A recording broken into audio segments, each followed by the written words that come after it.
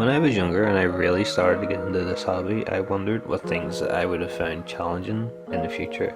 And the pack-a-punch machine was one of those concerns, but it became less of a troublesome thought as I recently finished all the Black Ops 1 Wonder Weapons. So here's how I made the pack-a-punch machine. I thought it would be best to start with the middle section where you actually place your weapon into the machine to upgrade it. From here, I had to do 3 small round tires, and then after that I had to do a flattened out rectangle which is used to hold the first part and the 3 tires together.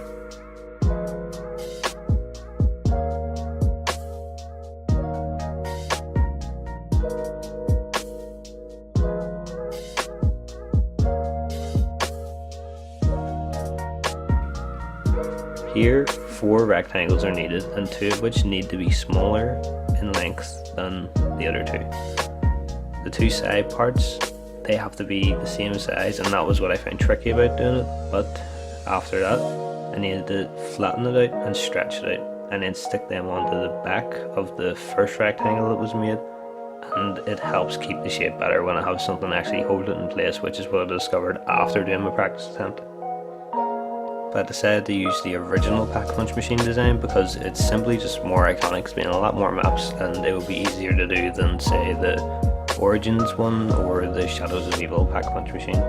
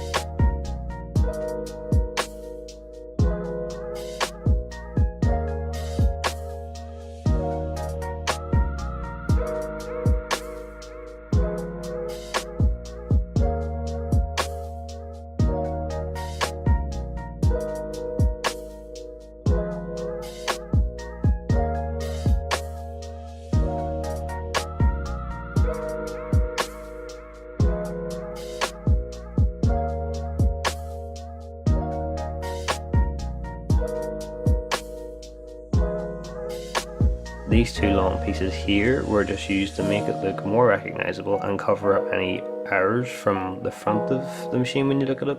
But when it came to sticking it all together, it was a bit of a nuisance because if I held it too hard I could have squished it, and so I had to do it delicately and just try my best to cover up the corners from every angle.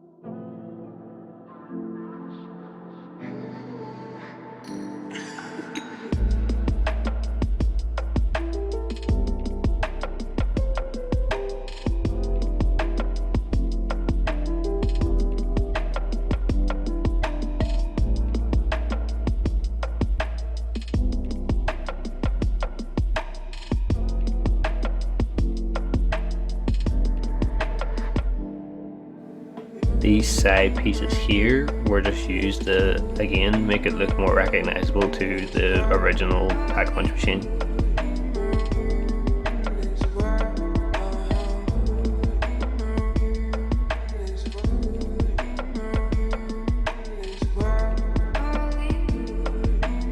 Next is the top part, or the top portion of the Pack-a-Punch machine.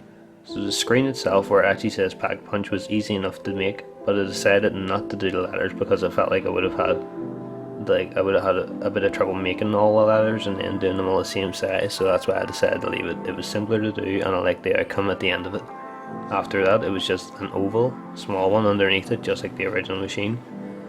And then the legs, I decided to leave out doing off screen because I needed to figure out what was the best way to do them, because if it was too small pieces by themselves, it wouldn't have held too well. So I just messed around with it a wee bit off screen and I eventually found something that worked for me.